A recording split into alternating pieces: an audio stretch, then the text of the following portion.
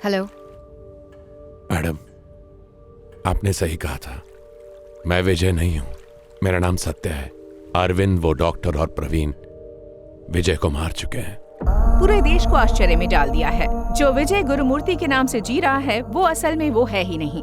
वो तो एक भिखारी सत्या है जिसका दिमाग विजय के शरीर में है। जी हाँ, आपने सही सुना। आधी उम्र जेल में बिता चुका हूं मैडम, बाकी आधी भी बिता लूंगा। चिंता तो मुझे सिर्फ एक ही बात की है। गरीबी के खिलाफ मैंने जो मुहिम शुरू की है उसे आप कभी बंद ना होने देना। मुझे सिर्फ आप पर भरोसा है मैडम, और आपके साफ दिल पर। अगर हो सके तो मुझे माफ कर दीजिएगा। अलविदा मैडम।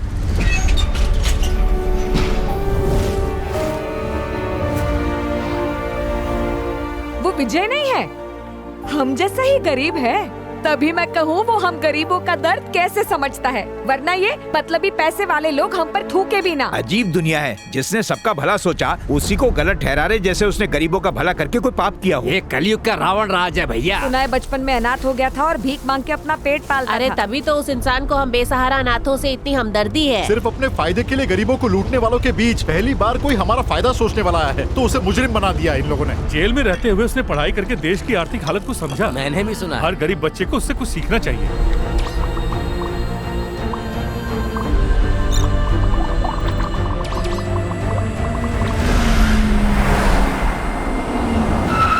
ये गुरुमूर्ति के भाई का बेटा है अविनाश। ओह, हेलो। हाय। अविनाश ही गुरुमूर्ति के धन का असली वारिस है। मेरे को सत्या को सजा दिलाने से मतलब नहीं है, खाली पैसा चाहिए। जब आप पावर में नहीं थे मैं तो तब भी कोई केस नहीं हारा। अब तो आप पावर में हैं, कैसे हारने दूंगा।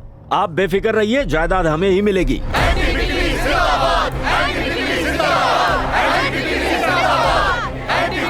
अरबपति विजय गुरुमूर्ति के हत्याकांड में प्रमुख आरोपी सत्या की आज सुनवाई है। उसके समर्थक भारी तादाद में कोर्ट के बाहर दिखे।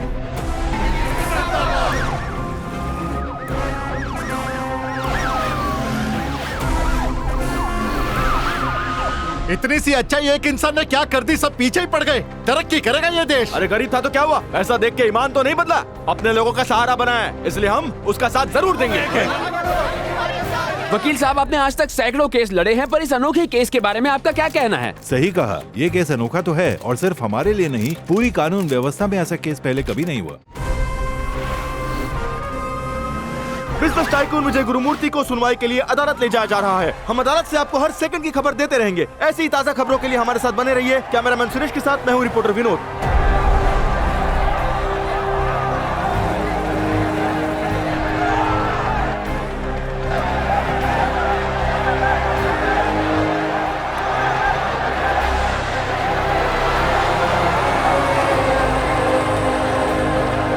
भगवान ने स्वयं उसे भेजा है हमारी मदद करने के लिए। अगर हमने उसकी मदद नहीं की तो हम सब भी चैन से नहीं जी पाएंगे। सत्या अगर गलत है तो भी क्या हुआ, काम तो उसने सबसे सही किए हैं। वो चाहता तो सारा पैसा ऐशो आराम में खर्च कर सकता था, पर उसने उसे कहाँ खर्च किया, गरीबों की सेवा करने में।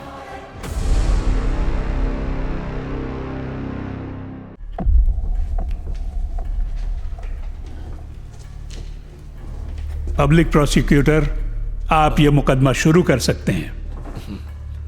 केस बड़ा पेचीदा है। ये भोला दिखने वाला इंसान एक बड़ा शातिर और खतरनाक इंसान है। ये सत्या एक भिखारी है, वास्तव में ये एक गुनाहगार है। इसका प्लान कोई मामूली नहीं था योर ऑनर। अपने गिरोह के साथ मिलकर इसने विजय को पकड़ा, अपने दिमाग को उसके सिर में डलवाया ताकि ये रातों रात अमीर बन जाए। ये है इस इंसान की घिनौनी असलियत। जो कोई नहीं सोच सका वो इसने करके दिखाया। काम होने के बाद जो भी इसका राज जानते थे उनकी लाशों को इसने समंदर के बीच पर बेरहमी से दफना दिया। इससे ये साबित होता है योर ऑनर कि सत्या का विजय गुरुमूर्ति की जायदाद पर कोई हक नहीं है। ये उसका 1 रुपया भी खर्च नहीं कर सकता। मैं दरख्वास्त करूंगा कि ऐसे इंसान को हमारे कानून की किताबों में जो भी सबसे कड़ी सजा है वो इसे दी जाए मिलॉर्ड। तुम्हारी तरफ से दलील पेश करने के लिए वकील नहीं है क्या? नहीं है सर। ऐसे कैसे? फिर तुम्हारी तरफ की कहानी आज इस अदालत को कौन बताएगा? जब कहानी मेरी है सर, तो मुझसे बेहतर उसे आप सबको भला कौन सुना पाएगा। और उसके अलावा मेरे पास वकील की फीस देने के पैसे नहीं है। मैंने विजय का एक भी पैसा कभी भी अपने ऊपर खर्च नहीं किया है। इजाजत है जज साहब? ठीक है, बोलो। पब्लिक प्रोसिक्यूटर ने तुम्हारे जितने जुर्म गिनाए हैं उसकी सफाई में तुम क्या कहना चाहोगे? जुर्म? मेरा जुर्म यही है कि मैं गरीब पैदा हुआ। जिस उम्र में स्कूल की परीक्षा देनी थी, मैं जिंदगी की परीक्षा दे रहा था। यह तो बता दिया कि सत्या ने उन तीनों को बेरहमी से मार के फेंक दिया, पर यह नहीं सोचा कि सत्या की लाश को कहां सड़ने के लिए छोड़ा। उस सत्या के बारे में कोई नहीं जानता। वही सत्या जो सिर्फ अपनी बहन के साथ सुकून से जिंदगी जीना चाहता था। वो भूखे जानवर की तरह मेरे टुकड़े कर देते।